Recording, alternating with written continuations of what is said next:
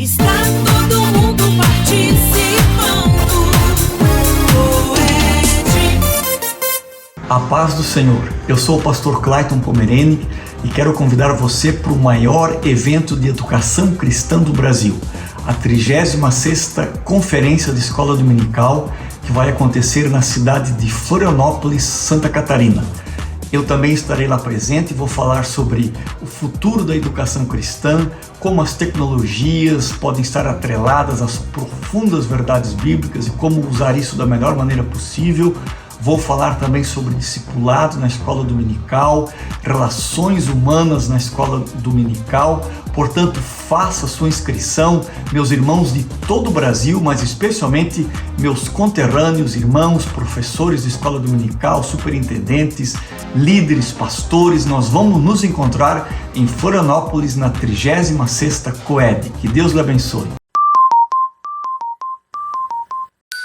Lições Bíblicas CPAD, um currículo completo, desde a classe do berçário até a fase adulta. A escola dominical tem um grande potencial para mudar vidas, porque conduz pessoas a Jesus. No entanto, suas ferramentas e programas devem se manter atualizados para atender às novas necessidades de cada geração. Pensando nisso, a CPAD reúne um grupo formado por educadores, pastores, especialistas em pedagogia e design para desenvolver um currículo de escola dominical moderno e fundamentado na Palavra de Deus. Os recursos desenvolvidos especificamente para o currículo de escola dominical CPAD o torna uma completa e poderosa ferramenta para a utilização das igrejas na educação cristã. Estruturado de acordo com cada faixa etária do desenvolvimento humano, nosso currículo obedece a um programa de estudos de 7 anos. Cada revista possui uma temática trimestral,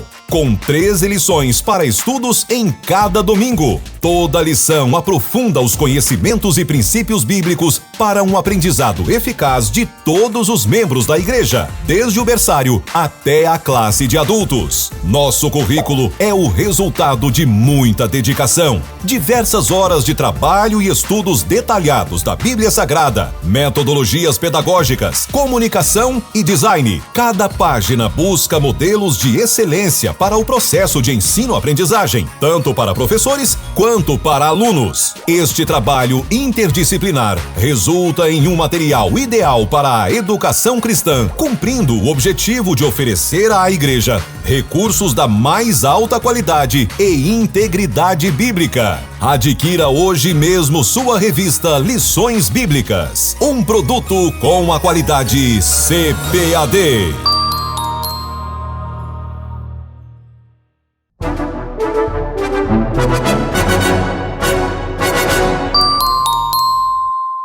Entre os dias 25 e 27 de julho de 2024 acontecerá o primeiro encontro teológico da CPAD em São Paulo.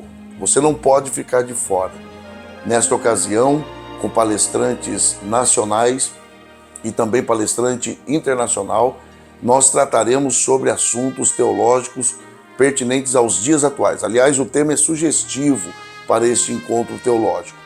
Será sobre teologia e seus desafios contemporâneos. Na ocasião, eu estarei falando sobre ortodoxia e heterodoxia. Você não pode perder. Fique atento às informações sobre o primeiro encontro teológico da CPAD em São Paulo. Deus te abençoe e eu te vejo lá. CPAD.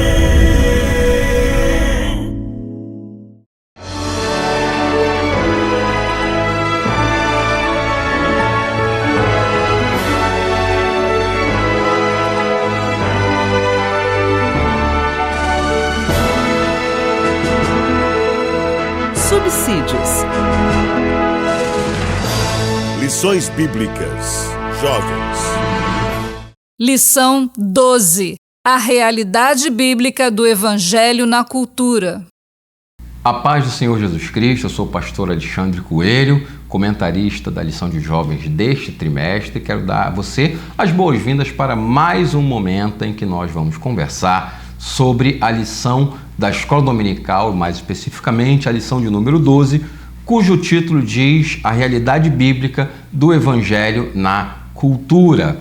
E quando vamos iniciar a nossa lição, vamos começar então com o texto principal da lição, que fala dos filhos de Issacar, destro na ciência dos tempos, para saberem o que Israel devia fazer, 200 de seus chefes e todos os seus irmãos que seguiam a sua palavra. 1 Crônicas, capítulo 12, verso 32.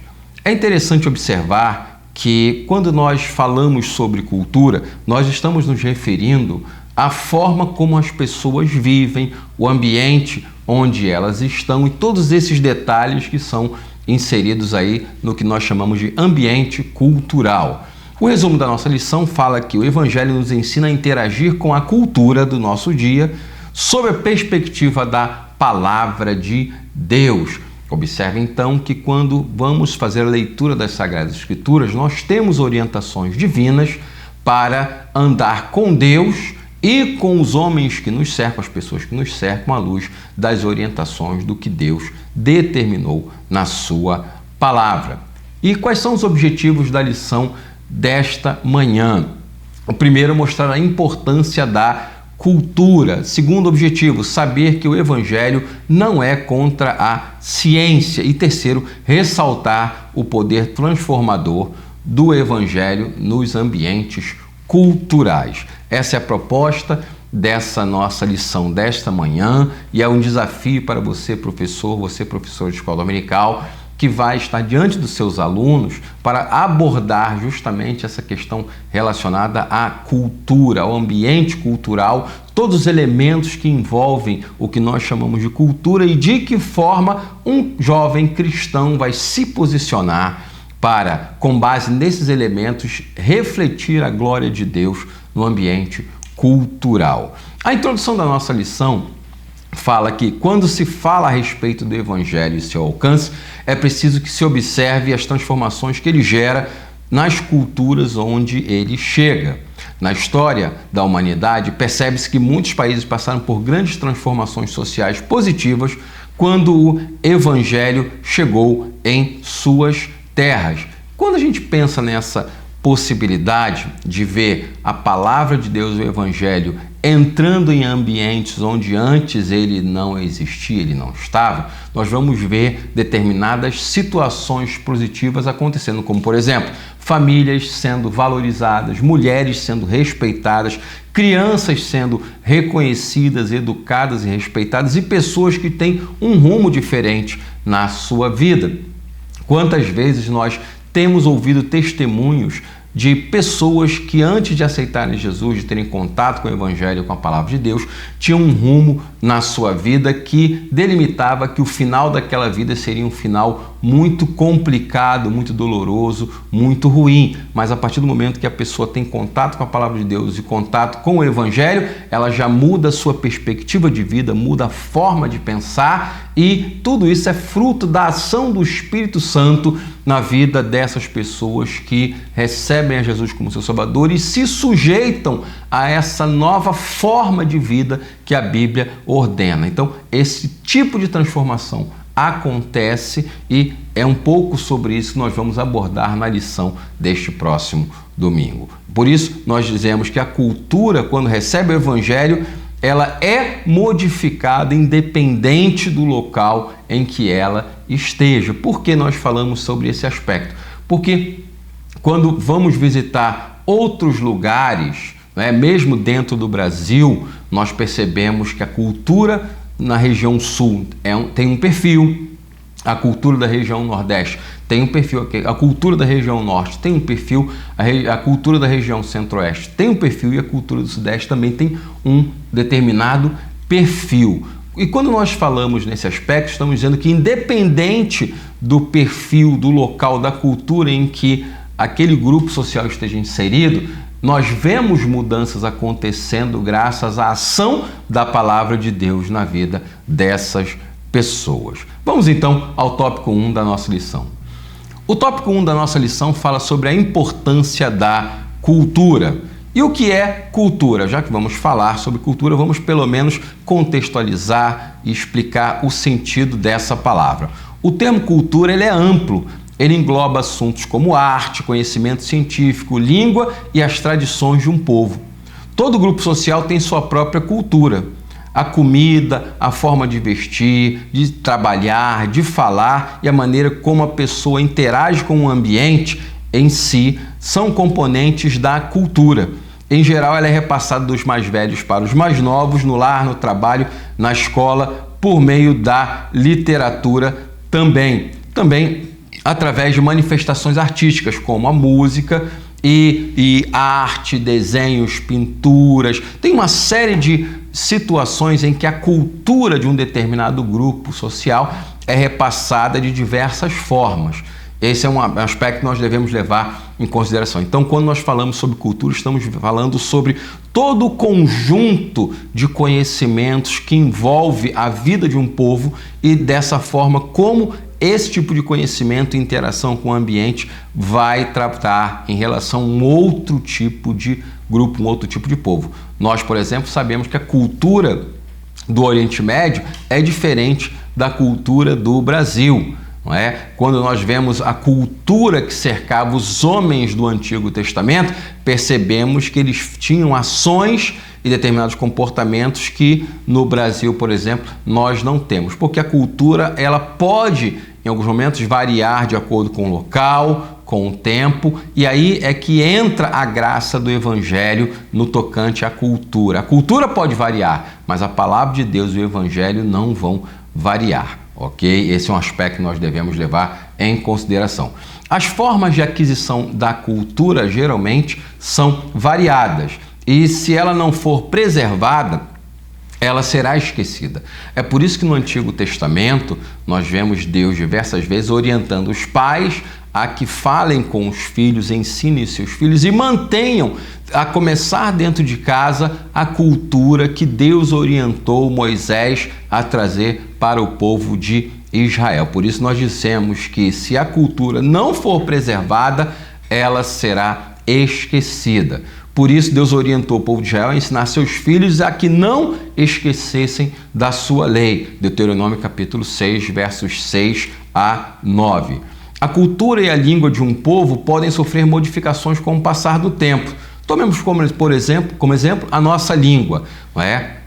Até 15, 20 anos atrás, não havia na nossa língua determinadas palavras que hoje são correntes, advindas de culturas profissionais de outros ambientes, como, por exemplo, resetar, deletar, startar. São palavras que são oriundas do ambiente da informática e que acabam tendo aqui um reflexo na língua do povo, para mostrar determinadas situações. Existe esse nível de adaptação e esse é um fenômeno cultural. Pode acontecer? Pode, ok? Porque nós vivemos em um mundo globalizado onde determinadas transformações são muito mais ágeis de serem transportadas de uma cultura para outra. Por isso a gente traz essa observação para todos os irmãos. Ok? Esse é um ponto que nós devemos levar em consideração. Quando falamos sobre a cultura do Antigo Testamento, como eu falei há alguns minutos atrás, nós também vemos uma grande diferença, não é? O ambiente em que o Antigo Testamento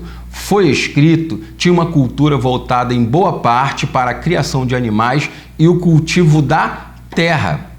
É por isso que nós vamos ver diversos relatos na Bíblia Sagrada, Deus retendo a chuva, Deus trazendo chuva, né? Deus abençoando plantações, Deus abençoando a criação de animais, porque era o ambiente em que os homens do Antigo Testamento estavam envolvidos, era o que eles tinham naquele período. Naturalmente, com o passar do tempo, novas tecnologias, novas profissões foram sendo trazidas ao contexto social e tudo isso faz parte desse estudo que vai analisar a cultura sendo modificada com o passar do tempo. A família era responsável inicialmente pela educação dos filhos e pela passagem das tradições familiares nacionais. E também a família era responsável por iniciar os seus filhos na fé que caracterizava o povo de Deus e o concerto que Deus tinha feito com os hebreus. Isso deve ser deixado aí muito claro. A família tinha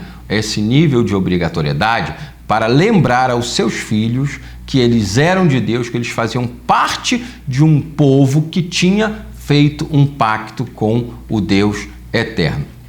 No aspecto do trabalho, quando a gente olha o caso, por exemplo, dos homens antigos, nós vamos perceber que havia casos de escravidão.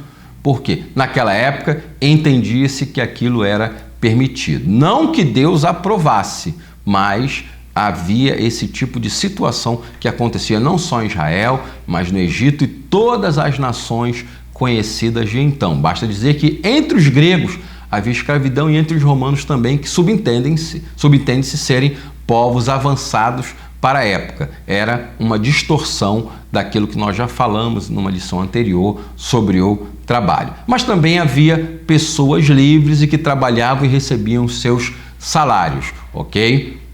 Em seus primórdios, os hebreus haviam sido vítimas da cultura da escravidão, mas pelo poder de Deus saíram para uma cultura da liberdade na terra que Deus prometeu que daria a Abraão. São fatos sobre o Antigo Testamento. A cultura do Antigo Testamento deve ser levada aí em consideração.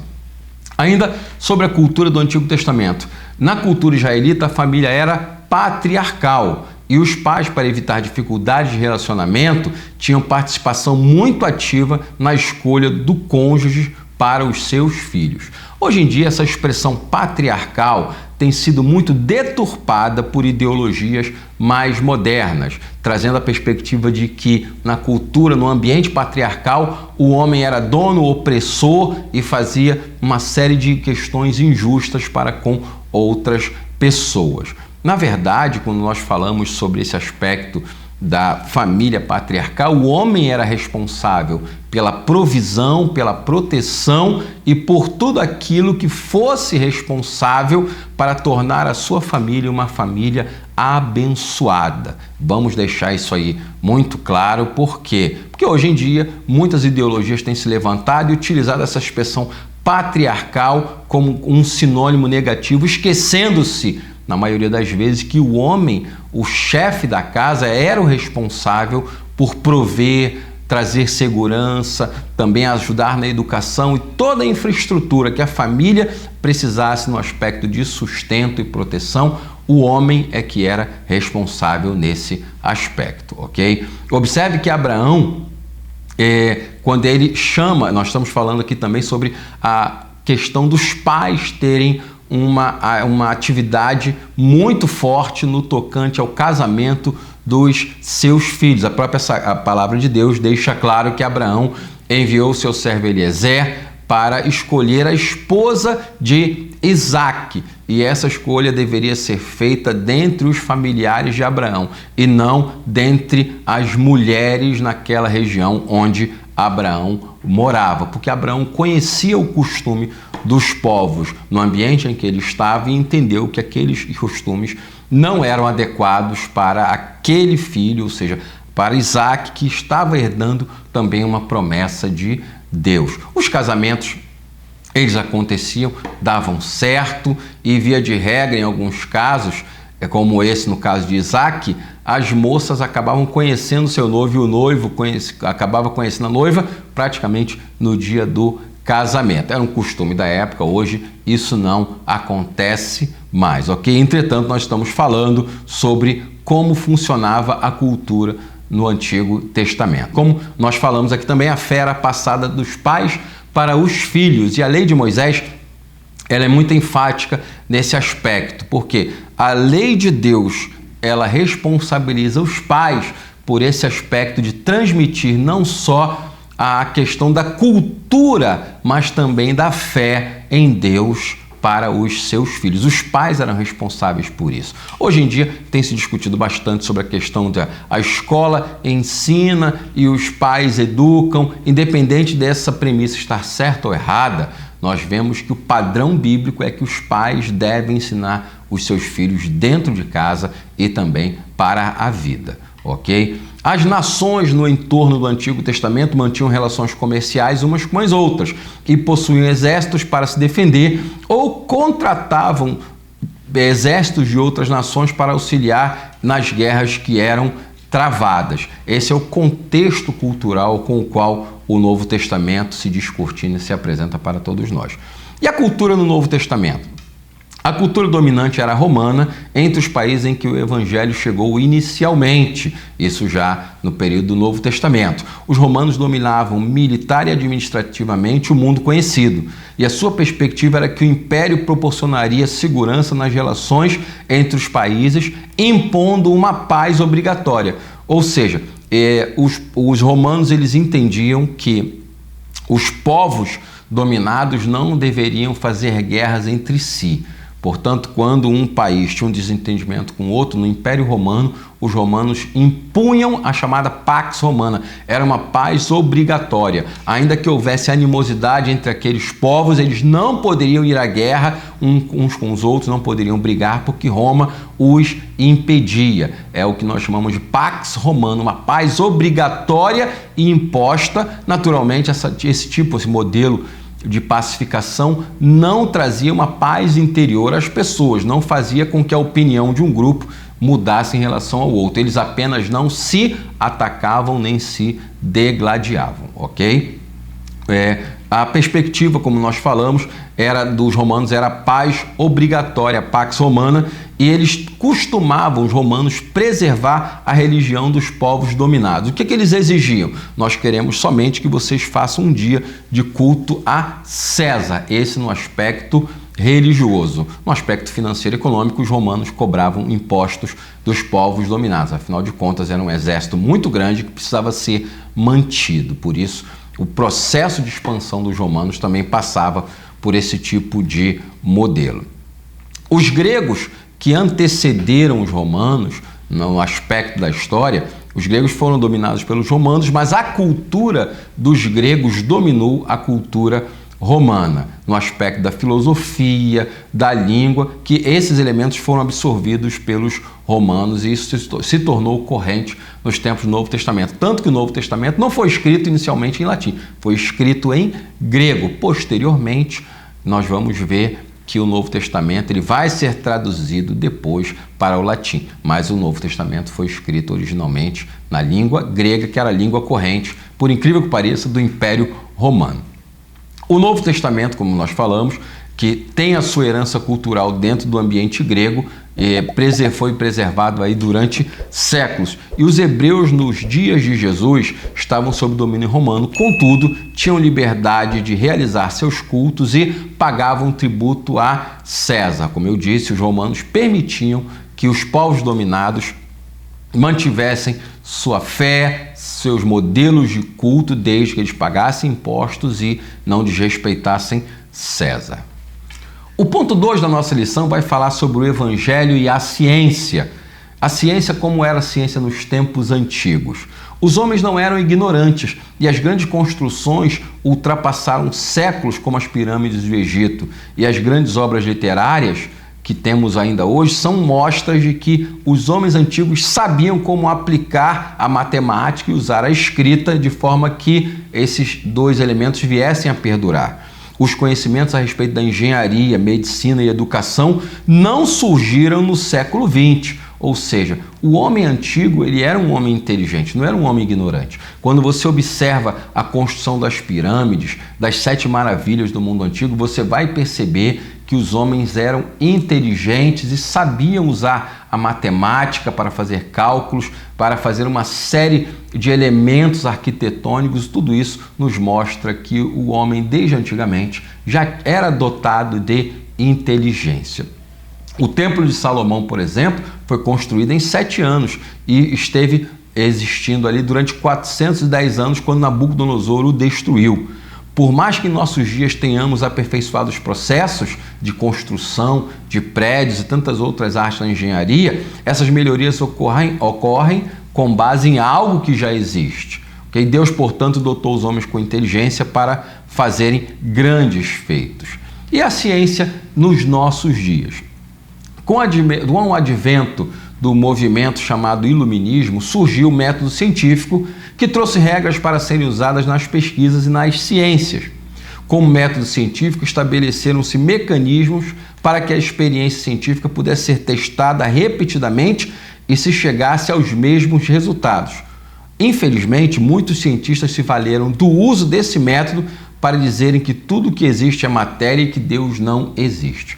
O método científico ele foi criado para balizar a ciência e tudo aquilo que a ciência estaria fazendo para que a humanidade pudesse receber ali algum tipo de benefício e vitória. O método científico ele estipula de que forma a ciência deve ser feita. Infelizmente, esse mesmo método, usado por cientistas que não creem em Deus, faz com que eles reforcem a ideia de que Deus não existe. Mas vamos levar em consideração que o método científico foi criado há menos de 300 anos. Ou seja, esse modelo de pensamento mais recente tem 300 anos no máximo, ao passo que durante toda a história da humanidade nós vemos que os homens e mulheres sempre se dedicaram a entender não só a ciência, mas que eles conjugavam a ciência com a fé em Deus, na certeza de que havia algo superior, algo maior por trás de todo o universo que hoje existe. Também alguns cientistas dizem que milagres não são possíveis e que se uma experiência não pode ser explicada pela ciência, ela não pode ser aceita como válida. Esse é um grande problema porque nem tudo pode ser explicado pela ciência. E o que o método científico para esses cientistas vai ensinar? Se não pode ser explicado pela ciência, não é válido, não pode ser considerado digno de crédito. E na tentativa de separar a fé das ciências ou da ciência, tais cientistas se esquecem de que grandes universidades foram fundadas por cristãos. Harvard, por exemplo, tem como lema a verdade para Cristo e para a Igreja, pois foi fundada por servos de Deus que mostraram que o Evangelho não é contrário à cultura. E a ciência e a Bíblia? Um dos maiores problemas para algumas pessoas é conciliar a ciência com as Sagradas Escrituras. A Palavra de Deus não é um livro de curiosidades, nem tem por objetivo se colocar como manual científico. Ela não depende da validação da ciência humana ou do método científico para ser o livro de Deus. É aí que devemos levar em consideração. A Bíblia é a Palavra de Deus, quer o método científico diga que concorda, quer o método científico diga que não concorda. Nós não precisamos de uma validação científica humana para entender que a Bíblia é a Palavra de Deus e o que está nela é a verdade. Ela não depende, como eu disse, da validação humana ou do método científico para ser o livro de Deus. A Bíblia diz que o homem foi criado a partir do pó da terra, que existe ressurreição e que os milagres são possíveis, e existem coisas que muitos cientistas insistem em dizer que são fatos impossíveis. É natural perceber que quando um tipo de fenômeno que tem origem espiritual acontece, os devotos do método científico acabam ficando sem ter respostas porque eles acabam fechando determinadas situações. Mas nós devemos também levar em consideração que o método fechado acaba construindo também mentes fechadas. Por isso nós devemos ter muita cautela com esse tipo de colocação que muitas vezes é feita em alguns ambientes acadêmicos. Reconhecemos que o método científico tem os seus méritos para direcionar a pesquisa científica e que o respeito a essa pesquisa resulta em critérios que norteiam grandes avanços que nos conduziram até aqui. Mas também entendemos que a ciência não tem resposta para todas as coisas, pois ela é limitada. Muitas descobertas e invenções científicas, com o passar do tempo, foram descontinuadas ou ultrapassadas. Basta você fazer uma pesquisa no Google, na internet, vai ver coisas que se faziam antes não se faz mais hoje. Postulados científicos que foram deixados de lado, foram descontinuados. Isso mostra que a ciência, com o passar do tempo, ela tende a variar, ela não é fechada o tempo todo. Isso também nos mostra que o método científico, apesar do seu valor para promover a pesquisa científica, ele não tem capacidade de responder a todas as coisas, porque a própria ciência vai mudando com o passar do tempo. Pressupostos foram contraditados e tratamentos médicos substituídos. Por estar em constante mudança, a ciência pode até ser tida como validadora para a fé cristã, não pode ser tida como uma validadora da fé cristã, ok? Isso não significa que a ciência e a Bíblia não tenham pontos de concordância, e sim que a palavra de Deus não tem por objetivo ser validada pela ciência para produzir os seus efeitos na vida de uma pessoa. Ou seja, a Bíblia não depende da ciência para atingir o coração do homem, para transformá-lo, para trazer a salvação, para fazer do homem e da mulher uma nova criatura e conduzi-lo para o céu. Nós não dependemos da ciência nesse aspecto, ok? Agora vamos tratar de um assunto chamado a arte e a Bíblia. Mas isso tem uma influência, sim, porque a cultura também é transmitida através da arte. Uma das manifestações culturais mais impressionantes é a arte. Muitas poesias eram acompanhadas de música em Israel e assim os salmos eram cantados. Esculturas não eram aceitas entre os hebreus, pois, por mais que mostrasse uma forma de arte, eram significações, representações da idolatria, algo que Deus naturalmente condenou. Ele mesmo proibiu os hebreus de tentarem representá-lo por meio de uma escultura. Está em em Êxodo capítulo 20, versos 4 a 6.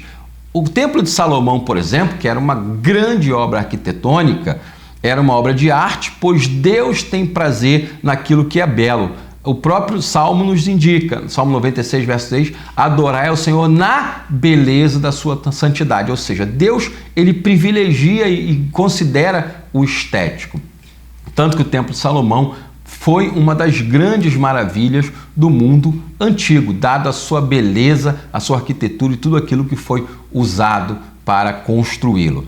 Entretanto, nenhuma arte que induza à idolatria ou à sensualidade ou qualquer forma de pecado deve ser incentivada ou consumida pelo povo de Deus. Por isso nós entendemos que a arte deve ser trabalhada dessa forma, ok? Vamos então para o ponto 3 da nossa lição.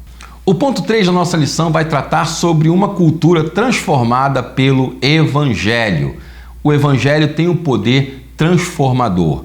É notório que o Evangelho tem realizado grandes transformações, grandes e profundas modificações na cultura à nossa volta. Quando você vê, por exemplo, as pessoas que tiveram encontro com Jesus e tiveram suas vidas transformadas, pessoas que tinham um caminho errado e leram a Bíblia, foram alcançadas pelo Evangelho, foram trabalhadas pelo Espírito Santo, você percebe que essas pessoas tiveram uma mudança muito radical na sua forma de ver o mundo, na sua forma de interagir também com as pessoas. E um dos ambientes onde a cultura é transformada pelo Evangelho é na família.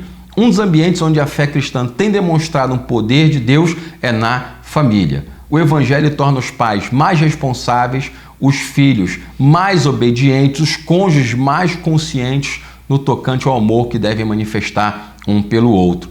Os filhos criados no temor do Senhor têm a consciência da vida eterna e que precisam respeitar seus pais também para agradarem a Deus. Ou seja, são fatores do Evangelho que são vistos quando a família é alcançada por esse aspecto da salvação. A palavra de Deus e o Evangelho também tem uma influência muito grande na sociedade. A sociedade também é abençoada pelo Evangelho e os seus efeitos na vida de quem recebe a Jesus são efeitos que podem ser vistos de imediato.